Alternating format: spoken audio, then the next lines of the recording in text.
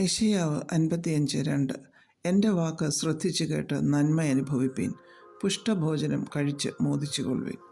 പുഷ്ടി എന്ന വാക്കിന് ശക്തി, പോഷണം, വളർച്ച എന്നൊക്കെയാണ് ഡിക്ഷണറി നൽകുന്ന അർത്ഥങ്ങൾ.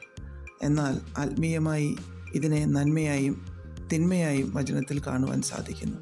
നാം നല്ല ആരോഗ്യപരമായ ഭക്ഷണങ്ങൾ കഴിക്കുമ്പോൾ നമുക്ക് ആരോഗ്യം വർദ്ധിക്കുന്നു, നാം ശരീരത്തിൽ പുഷ്ടി പ്രാപിക്കുന്നു. അപ്രകാരം നമ്മുടെ ആത്മാവിൻ്റെ പുഷ്ടിക്ക് ആവശ്യമായ ആത്മീയ ഭക്ഷണം അത് പ്രധാനമായും വചനത്തിൽ നിന്ന് ലഭിക്കുന്നു. ഇവിടെ പ്രവാചകനിലൂടെ ദൈവം വിളിച്ചു പറയുകയാണ് വചനത്തെ അനുസരിക്കുവാൻ. ആത്മാവിന് വേണ്ടിയ സകല പുഷ്ടിയും അതിലുണ്ട്. അത് കഴിക്കുന്നതനുസരിച്ച് നമുക്ക് സന്തോഷവും സമാധാനവും വിജയവുമൊക്കെ ഈ ഭൂമിയിൽ തന്നെ അനുഭവിക്കുവാൻ നമുക്ക് സാധിക്കും.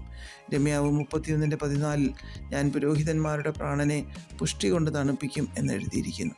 നാം രാജകീയ പുരോഹിത വർഗമായി തിരഞ്ഞെടുക്കപ്പെട്ടിരിക്കുന്നത് കൊണ്ട് ദൈവം നമ്മുടെ പ്രാണനെ ദൈവിക പുഷ്ടിയാൽ, പോഷണത്താൽ, ശക്തിയാൽ തണുപ്പിക്കും എന്ന് പറഞ്ഞാൽ അപ്രകാരം തന്നെ ചെയ്യും. കാരണം വാക്കുമാറാത്ത ഒരു ദൈവമാണ് നമുക്കുള്ളത്. യെശയ്യാവ് 10:27 പുഷ്ടി നിമിത്തം മുഖം തകർന്നു പോകും എന്നെഴുതിയിരിക്കുന്നു. ആത്മാവിൻ്റെ അഭിഷേകത്തിൻ്റെ നിറവിൽ നമ്മുടെ മേൽ ഇരുട്ടിൻ്റെ അധികാരങ്ങൾ വെച്ചിരിക്കുന്ന മുഖങ്ങൾ തകർന്നു മാറുവാൻ ഇടയാകും. ശിംശോൻ്റെ മേൽ ആത്മാവ് വന്നപ്പോൾ ഭൂമിയിൽ ആരും ചെയ്തിട്ടില്ലാത്തതായ കാര്യങ്ങളെ ചെയ്യുവാൻ അദ്ദേഹത്തിന് സാധിച്ചു. വചനം നമുക്ക് പുഷ്ടി തരുമ്പോൾ ആത്മാവിൻ്റെ പുഷ്ടി ദുഷ്ടസേനകളെ തകർക്കുവാൻ നമ്മെ സഹായിക്കുന്നു. സങ്കീർത്തനം 36:8 നിൻ്റെ ആലയത്തിലെ പുഷ്ടി അവർ അനുഭവിച്ച് തൃപ്തി പ്രാപിക്കുന്നു എന്ന് ദാവീദ് എഴുതിയിരിക്കുന്നു.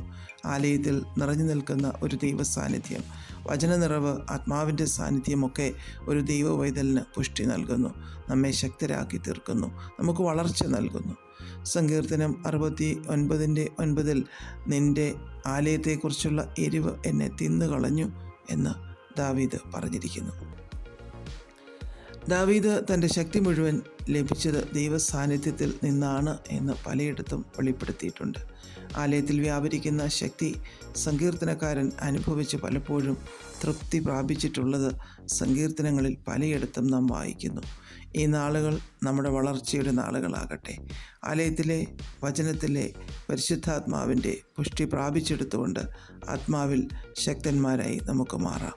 ദൈവം അതിന് നമ്മെ സഹായിക്കട്ടെ. പ്രാർത്ഥിക്കാം.